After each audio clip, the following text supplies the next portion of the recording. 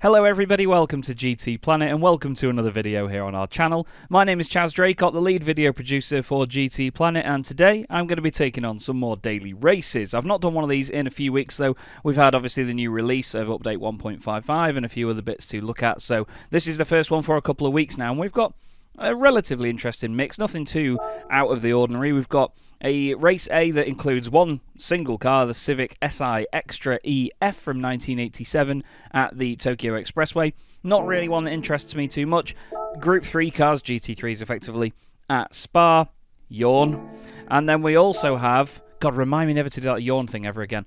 We have then, quite an interesting one this time, a lot of the older GT500 cars, the JGTC cars, the Nissan GT-R, the Lexus SC430 and the Honda NSX GT500.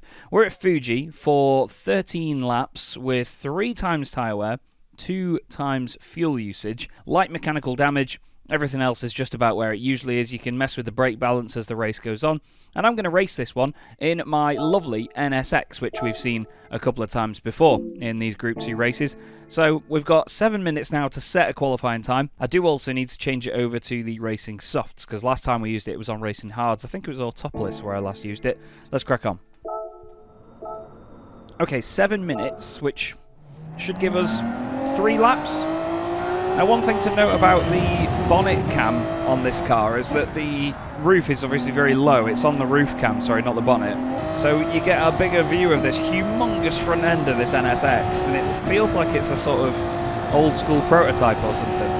But I really do like the Group 2 cars. I love the JGTC cars, usually a lot of the older ones, as is the case with many people I know. Brake at the 100,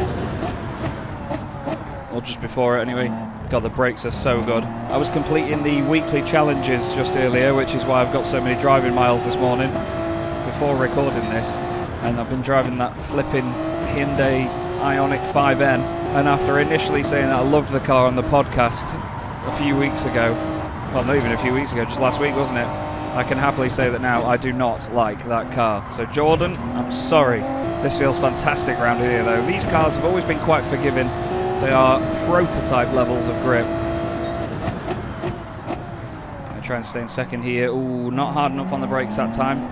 Now, I've messed with my brake pedal before this week as well. In previous videos, gradually my brake pedal had been getting lighter and lighter because I use the Thrustmaster TGT2 wheel and pedals. It's the standard pedals that come with it, just because of ease of use. And you've got a little rubber stopper that you can screw into them to sort of give a load cell effect, so you get a bit of resistance where the pedal can't really move much more unless you start to really press it down. That had been gradually getting further and further away, so every time I just rested my foot on the pedal I was getting full braking force. What I've done now is bring that forward a little bit, so I get about 75% when I move it to the point where it won't move any further. 133.5 for my first lap. See how I'm getting about 75 to 80% brake force, still getting into the ABS in a car like this.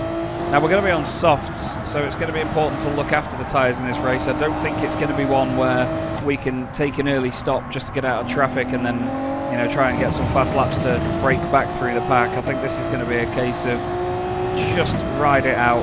Try and go to maybe the halfway point, which is what most people will do. It's the easiest form of the maths in a race like this. Just get to halfway, know that you've made it, change tyres, oh hello, refuel if needs be, and then get back out there. It's so easy to go early into that right-hander, and it's so easy to go late on the brakes there and run a bit deep. A little bit quicker out of there this time. This is not an easy circuit in a game with braking behaviour like Gran Turismo 7. It's very often that the car will feel like it's straight lining on the brakes with the ABS kicking in. Okay, 132.1 that time round. This will probably be my last lap that I can complete before the session opens. Can we just talk about how good this car sounds? Pretty sure they were naturally aspirated V6s in these things, and they sound incredible. Gonna grab second gear this time, give it a blip of the brakes to drag it in. Much better run this time, a little bit earlier on the brakes here, give it a jab here and a jab there. Get a few tenths out of there, that's good. Back into second gear, on and off the throttle a bit. Not the cleanest exit, but we're still going to be a few tenths up on my best. That's the main thing. Ringing out that 5th gear. And it is a 1:31.8, so we're into the 31s, which is great news. It seems like it's a really long lap round here at Fuji. I mean, distance-wise it is, but I would have expected around 1:40 around here in these cars, but then again, they are surprisingly agile for their size and their looks. So yeah, we'll head back now into the menu, just wait for the next minute and a half, and then we'll jump into the race.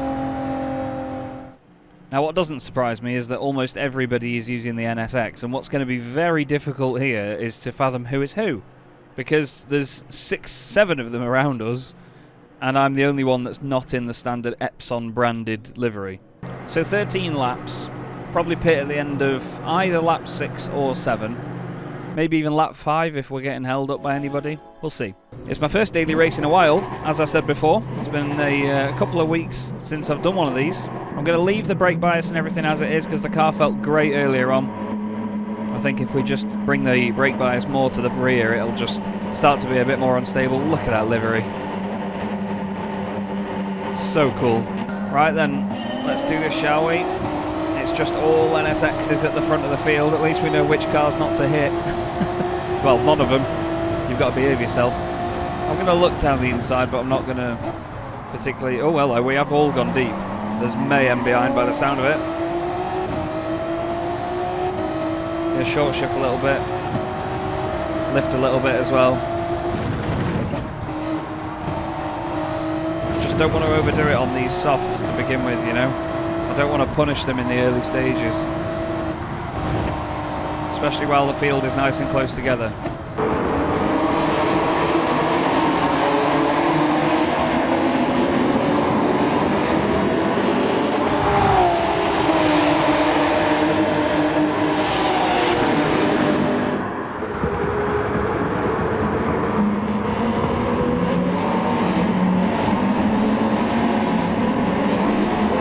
Left all the room in the world there, did I? I think the car behind got caught out by early braking as the guys in front checked up. I wanted to make sure I was braking there just to not get into the back of them all. Oh, there's a spin for Luna. Rejoined by Gasser. Was not the most favoured one. Hello, I'm still there. Okay, we're in the slipstream at the end of the first lap, which is important. Going to keep us all piling forward, and we're getting further away from the cars behind as well.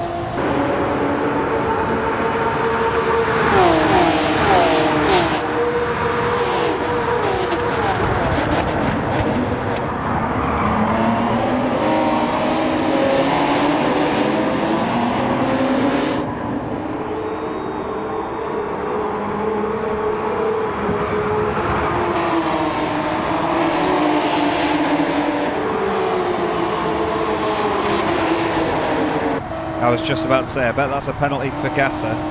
Really cut that corner there. Oh, he's moved out of my way. Oh, has he? He just went really wide on the way into the corner and then smacked into me. I went a little bit deep, yeah, but I don't know where he thought I was going to be.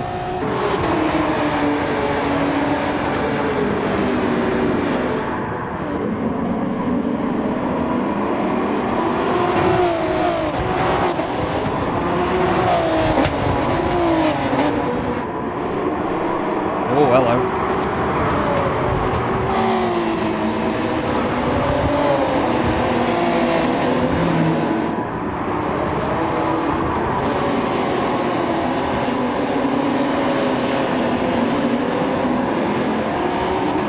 That's potentially cost us slipstream from the group ahead as well. He's doing the right thing in moving over to the right. But we are now, yeah, 2.7 seconds behind the cars ahead.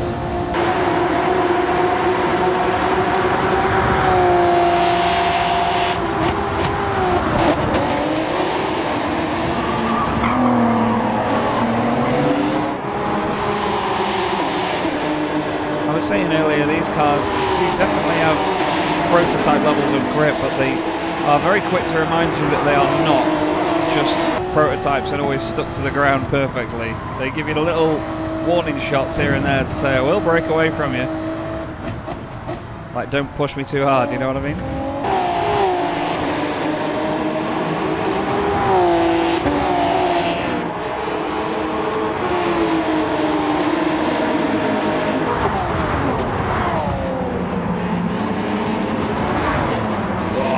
too deep into there that time.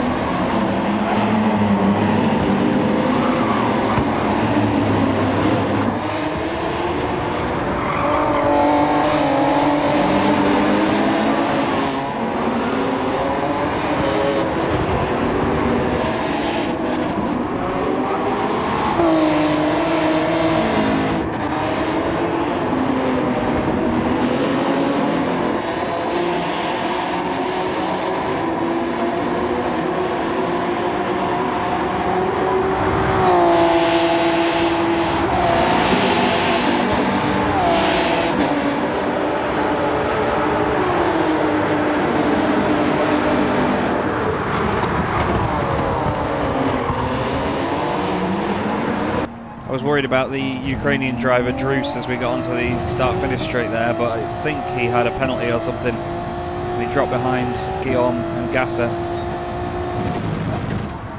Oh, gone in hot there. Please don't do me for track limits.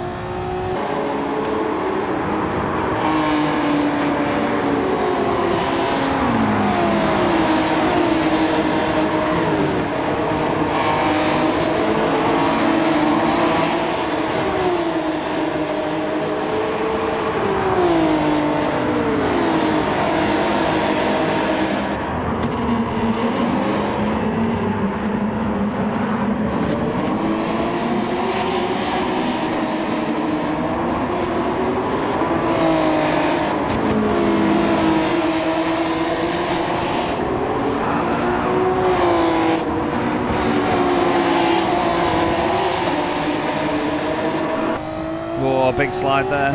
But you know what? That actually helped with a little bit of over-rotation. That was good. We are catching the leaders. Caught the leaders by about 0.6 of a second in that second half of the lap there. Now we're coming on to lap 5. And the tyres are not dying yet. I think it's best to leave the tyres on for as long as possible at this point. Or do we go a little bit early? Do we try and get fresher rubber sooner? We'd have to do 8 laps on them. At which point they would be pretty destroyed. I think I am just going to wait it out, considering that I'm on my own here. Not getting held up by anybody other than myself with little mistakes like that. I may as well just keep running my race. Not losing time. I don't need to try and undercut anybody or jump out of the way. Just going to carry on here. Let them battle ahead because we're still catching them. They're having a fierce battle for the lead that they don't need to have at this stage. But this is one thing that you've got to get used to with racing online in Gran Turismo 7, I have found. After coming from the likes of iRacing to Gran Turismo online anyway, I have found that patience is not something that many of the player base have in these sorts of races. Just bigger picture thinking is what it's all about. Okay, leader is pitting. He's got a penalty. So we suddenly go up into second position.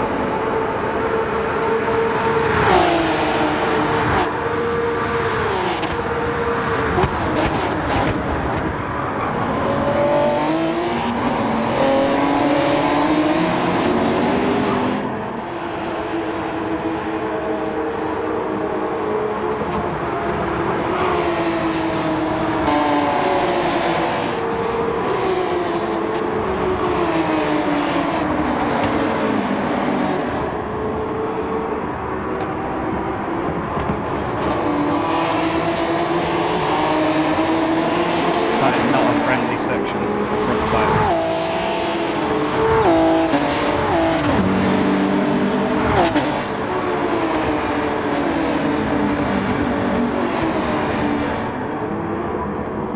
I've gone well deep in there that time.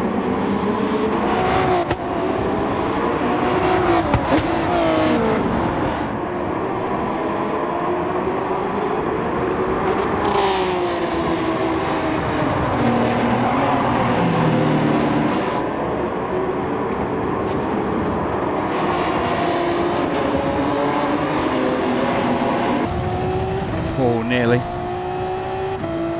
Leader is staying out as well. So we're going to be pitting on the same lap. What about the car behind? Oh, he's faked him into the pits. I don't see the point in that, but fair enough.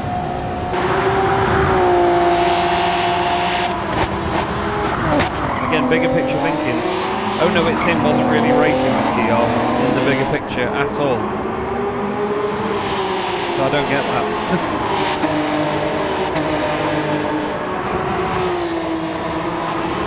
Softs are feeling it around there. And so am I.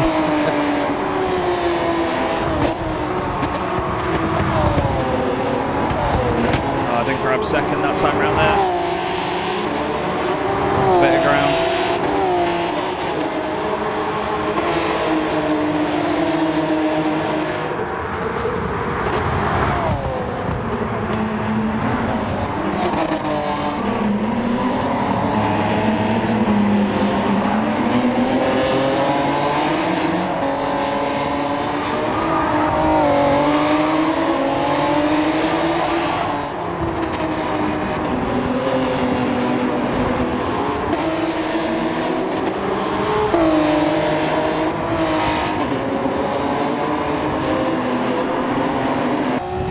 Okay, this will be the time when pretty much everybody else pits. Don't need to worry about fuel.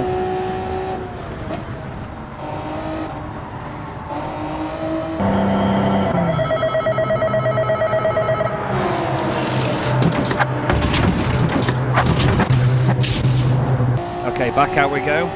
There's Kegel Freak. Nobody around us. Straight back on with it.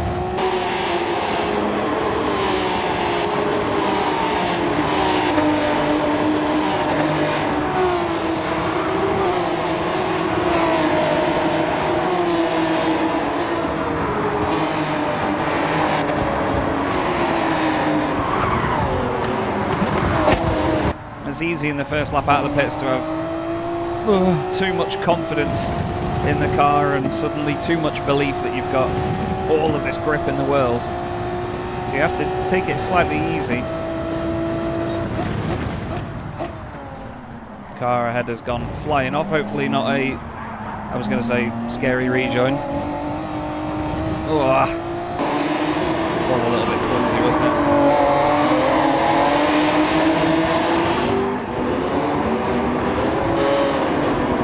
Hopefully those two behind have a bit of a scrap now. We can use that to break away. Focus on the car ahead. There's still HRC.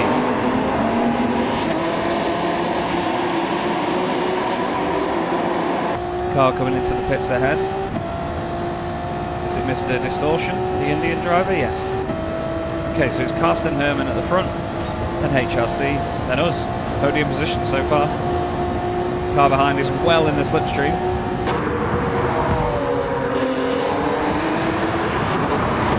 Pretend that up there. Oh, I think, was there a bit of contact there?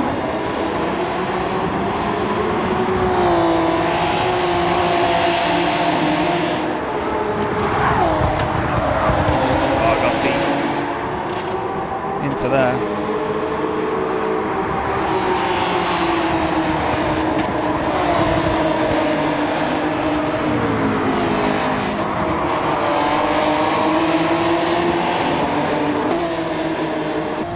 Keeping my eye on that radar thoroughly. I'm scared about a send down the inside into somewhere like this.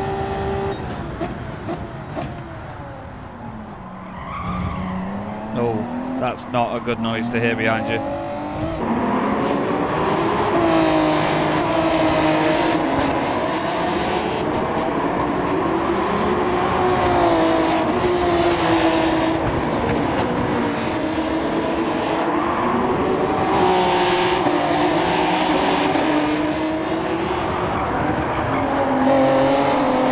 Race leader is out front by some distance. However, he pitted about 2 or 3 laps sooner. Oh, never mind. That might be why. Was it Kegel Freak that was leading the way earlier then? I thought it was Carsten Herman. Never mind. We are now second.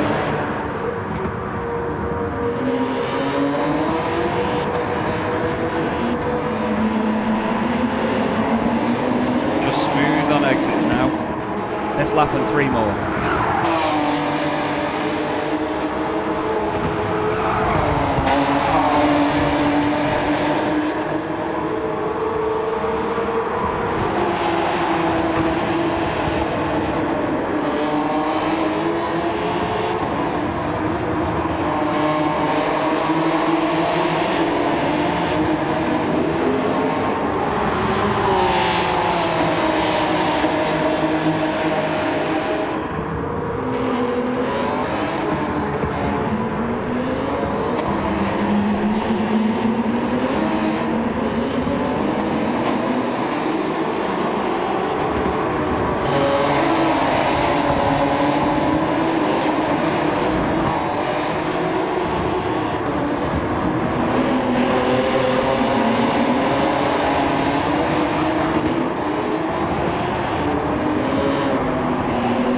I can hear him right behind me. Not sure if he cut the hairpin or something. Yeah, he's got a penalty. There we go. Bye bye. I was going to say I saw one of them cut the hairpin.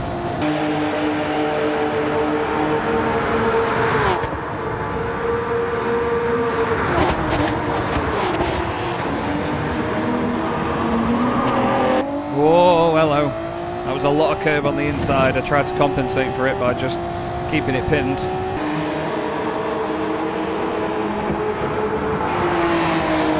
That's better.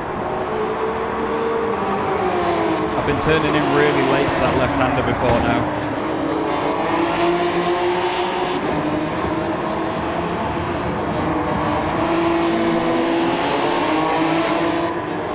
Bit of a wiggle on the exit there, but I'm pushing it.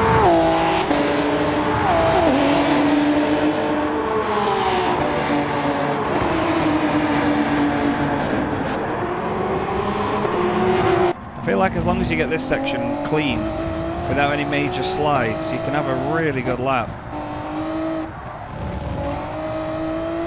A little wiggle there, but that's alright, we can live with that. Oh, I've cut that quite a lot. That could be a penalty, because I hit that marker on the inside.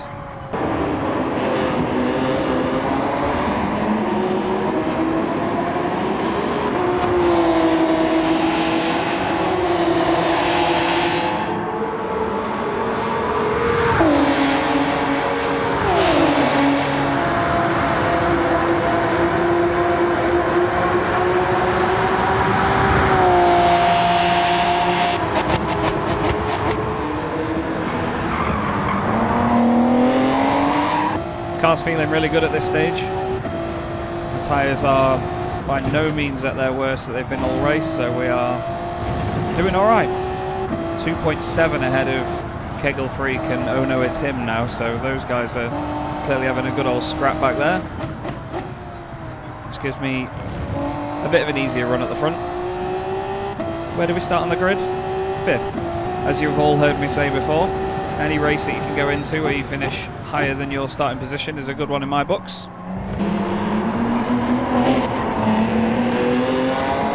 So I'll be really happy if we take a second place here. Just need a tidy final lap and a bit.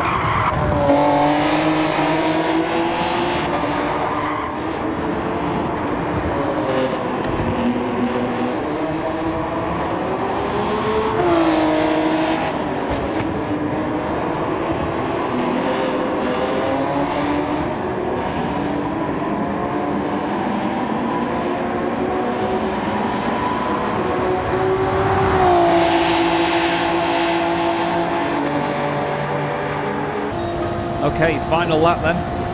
That was my fastest lap of the race as well. 1:32.4.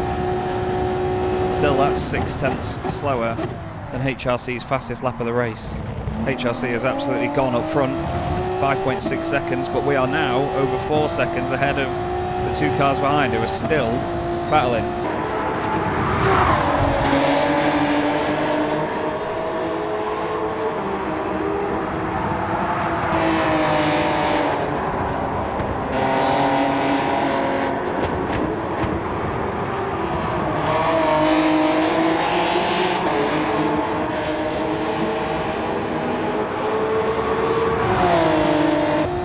Okay, some of the best news you can have as a racing driver is that you have a bigger gap behind than you do ahead. And that is now the case, as we've gone over 5.3 seconds ahead of the cars behind. We are closer to the leader than the guys behind us are to us.